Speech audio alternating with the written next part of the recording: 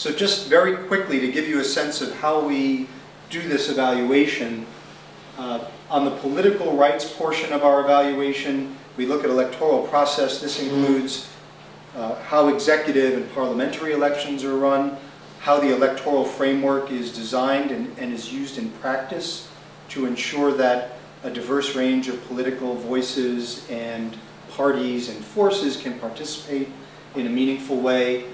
We also look at political pluralism, which looks at the wide range of people and organizations that should be participating in public life and public policy in a country, and also at the functioning of government, which includes their ability to combat corruption and whether they're holding office holders to account in terms of their obligations in the public sphere and not having conflicts in the private sphere. So that's one part of the major area we look at in the political rights side. We can look at the next slide. We also look at civil liberties, which are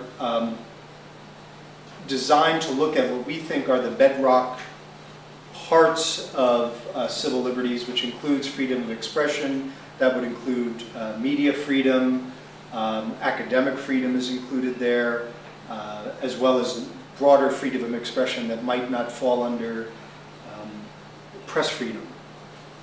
Associational and organizational rights, we look at issues under that header, including trade union rights, civil society and NGOs. Under rule of law, we look at judicial independence and capacity, and in personal autonomy and individual rights, it includes things like minority rights and freedom of movement. So these are the basic elements we look at. I won't go into great detail here, but what we do is, to produce these reports, we enlist a wide range of experts who contribute to these reports, both country-level experts as well as regional experts who serve as peer reviewers and quality control experts. And each year we have a research and data gathering exercise. At the end of that year, we have a release of findings that usually comes in January. So last year we did this in Taiwan. This year we haven't decided where exactly we'll release the findings, but the evaluation of global freedom that we do will be done in January, looking at events from this year. So when we released our findings in Taiwan this January, we were looking at events from calendar 2008. So events in calendar 2009, those will be released at the beginning of next year. So to give you a sense of how the findings from our most recent evaluation, taking us through the end of December 2008, broke down, when we look at all the world's countries, we have a wide range of indicators we look at.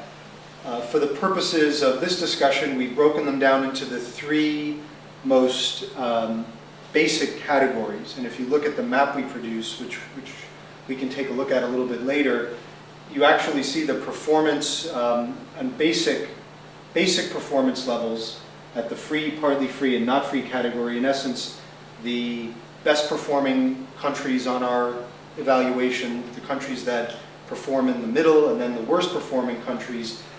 In essence, those that have the safeguards and guarantees and assurances of all the rights in the electoral sphere, civil society, judicial sphere, they end up performing better. They're in the free category. Those that perform more weakly and don't ensure those rights, they end up performing in the not free category.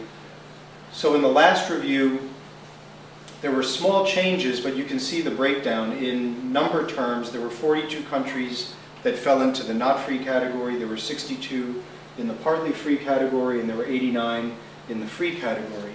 If we look at the next slide, you'll see how this works in population terms. So in this instance, you have 46% of the world's people living in free systems, you have 20% living in partly free systems, and you have 34% in not free systems. The shift in proportional terms changes due to the addition of China into the not free category. So that drives the percentage up in the not-free portion of the global pie. We can go to the next slide. So the overall trends, just looking at the world in broad terms, you had some bright spots and improvements, but overall the picture was negative. And in fact, over the last 3 years we've done our global analysis, we found negative trends outweighing positive trends, looking at all the world's regions. The decline in freedom has coincided with what we've identified as a fairly significant authoritarian pushback coming from a number of countries, including China, Russia, and Iran. In addition to the influence these governments' actions are having on their own people, we've also identified the growing influence this is having on either on a regional basis in neighboring countries or even farther afield. And the presentation that I'll be making with the University of Miami on Tuesday is looking at this phenomenon in a separate report we've produced called Undermining Democracy, looking at how countries like China, Russia, and Iran are exerting influence both within their borders and beyond them in an anti-democratic fashion, and we can talk more about that later.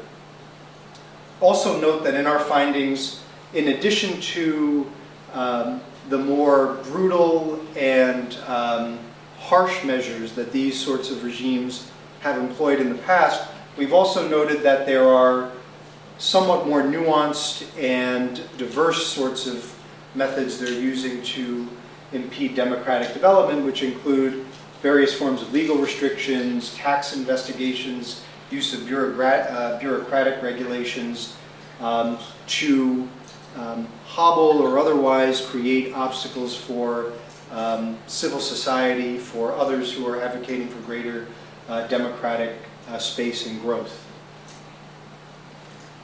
So if we move to Asia as a region, from the global to the regional, in the last year that we did our evaluation, you can see, looking at the overall performance, 8 countries in the Asia-Pacific region we found to be in the weakest performing category, the not free category.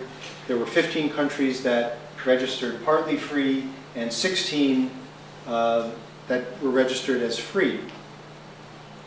Looking at a country basis, there were some declines in places like Afghanistan for a variety of reasons.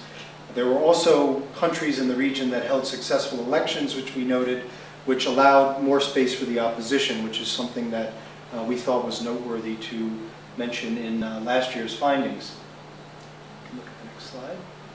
If we look at the region by population in our free, partly free, not free breakdown, you can see here too that the not free section grows in population terms. This is also on the basis of China's influence on the performance in the Asia region. So here 43% of the countries are, 43% of the people in the region live in free countries, 15% live in partly free, and 41% in not free countries on this regional breakdown.